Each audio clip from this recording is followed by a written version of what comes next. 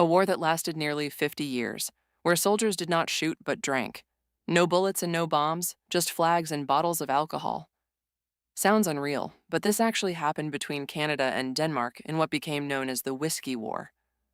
In one of the coldest places on Earth, between Greenland and Canada's Arctic islands, lies a tiny piece of land.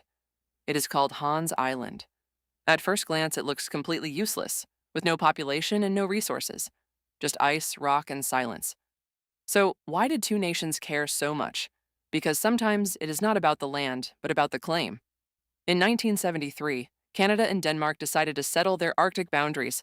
Everything was agreed upon except one tiny detail: Hans Island. The borderline passed directly through it. The island is almost exactly the same distance from both countries, which meant both had equal rights to claim it.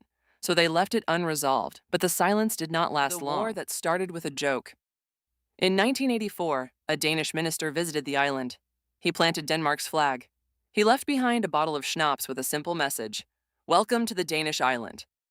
Now, normally this could trigger serious tension, but Canada responded in a way no one expected.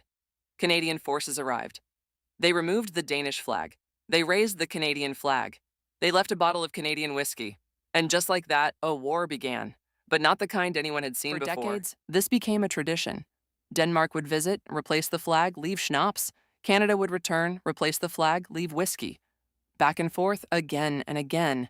No anger, no violence, just a quiet, almost humorous competition. Even soldiers treated it like a joke. This wasn't a battlefield. It was a battle of pride and drinks. At first, this story feels funny, but there's something deeper here. Territorial disputes have caused some of the deadliest wars in history. Yet here, two countries chose patience over aggression. Instead of escalating tension, they turned it into a symbol of peaceful rivalry. Hans Island became proof that conflict doesn't always need destruction. The moment that changed everything. Then came 2022. The world watched the Russia invasion of Ukraine unfold, a real war, with real consequences. At that moment, the contrast became clear. While one conflict brought devastation, another had remained harmless for decades, and Canada and Denmark decided it was time to set an example: the end of the Whiskey War.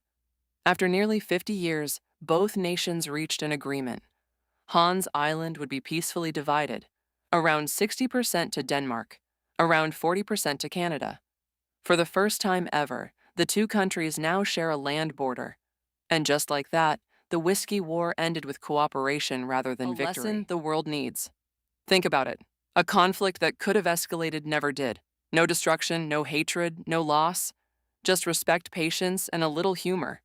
In a world filled with serious conflicts, this tiny island tells a powerful story. Not every war needs weapons. Sometimes understanding is stronger than force.